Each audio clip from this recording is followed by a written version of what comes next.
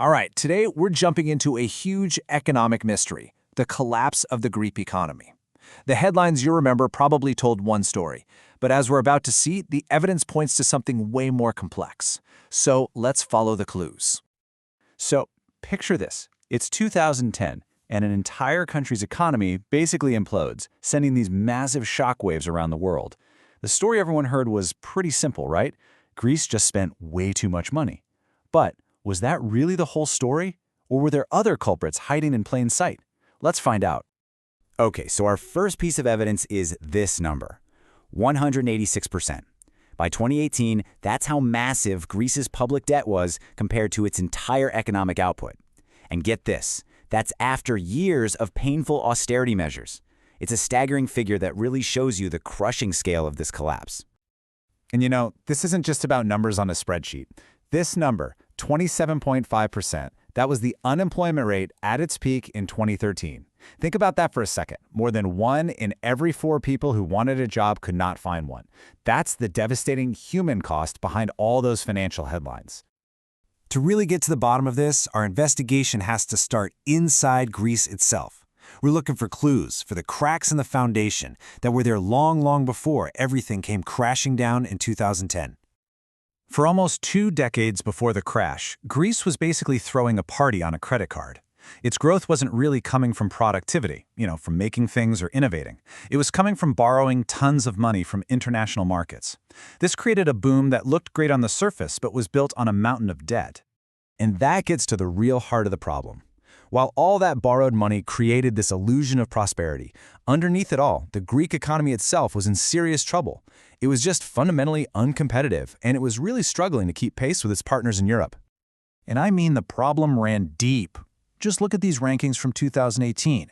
Greece was ranked 57th in the world for competitiveness, dead last in the EU. But dig into the details. 131st out of 140 countries for the efficiency of its justice system. 127th for the burden of bureaucracy? These aren't just abstract rankings. These were like concrete anchors, literally dragging the entire economy down. Yeah, this stuff was systemic, baked right into the system. We're talking about an inefficient public sector, a court system so slow that the time to settle a case actually increased by 237% during the crisis, and a political culture that consistently resisted painful but really necessary reforms. These were the cracks in the foundation, and they were getting wider every single year. Okay, so that's clue number 1. For clue number 2, we need to zoom out. We have to look at the bigger structure that Greece was a part of, the Eurozone. Because you see, joining the single currency brought a lot of benefits, for sure, but it also came with what you might call a pair of golden handcuffs. There is actually a name for this. Economists call it the Mundelean trap. Here's the deal. When you join a monetary union like the Eurozone, you give up some really big economic tools. You can't set your own interest rates anymore, and this is the crucial part, you can't devalue your currency to make your exports cheaper. So what's left? Pretty much just fiscal policy, government spending, and taxes. But using those creates this terrible choice between trying to support jobs and piling on even more debt. For Greece, this trap was about to spring shut. Think of it like this. Before the euro, Greece had a whole toolkit. If the economy became uncompetitive, it could devalue its currency, the drachma. It was like a safety valve. It wasn't fun, but it was an effective way to reset. But after joining the euro, poof, that valve was gone. Greece was locked into a currency it had no control over, forced to compete head-to-head with hyper-efficient economies like Germany. So let's recap. We've got a fragile economy locked inside a really inflexible currency union. Then, boom, the 2008 global financial crisis hits, and this whole delicate structure just shatters. Now let's examine what happened next, the response, and the inevitable reaction. With Greece on the very brink of default, a group that everyone started calling the Troika, that's the European Commission, the European Central Bank, and the IMF, they stepped in. They offered these massive bailout loans to stop the bleeding. But there was a catch, a big one. The money came with incredibly strict conditions, deep budget cuts, major tax hikes, wage reductions, a policy that became known worldwide as austerity. Now, this is where our investigation takes a really interesting turn. You'd probably think that Greece fought these tough new rules tooth and nail, right? Well, according to the OECD, between 2011 and 2014, Greece was actually at the top of the class when it came to implementing these reforms, even more so than the Eurozone average. So that leads to a huge question, doesn't it?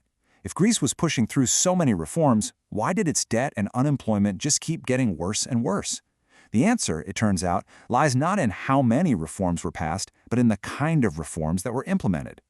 See, the bailout programs were almost entirely focused on austerity. But those steep tax hikes and spending cuts absolutely choked the economy, causing it to shrink dramatically. This economic pain then triggered a massive social and political backlash. We're talking 42 general strikes in just 4 years. All this instability fueled populist resistance, which in turn made it even harder to implement the deeper structural reforms the country actually needed.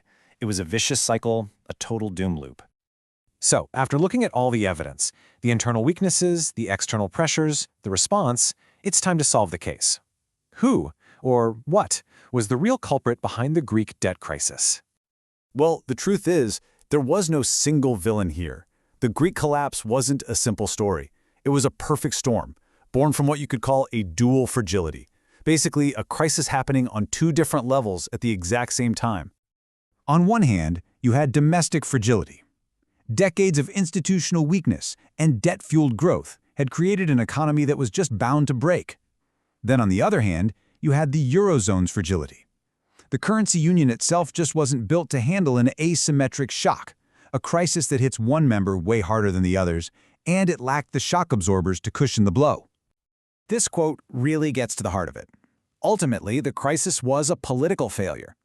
For decades, the political system in Greece had been unable to manage the social pressures and make the tough choices required, and that created an economy that just couldn't withstand the shock when it finally came.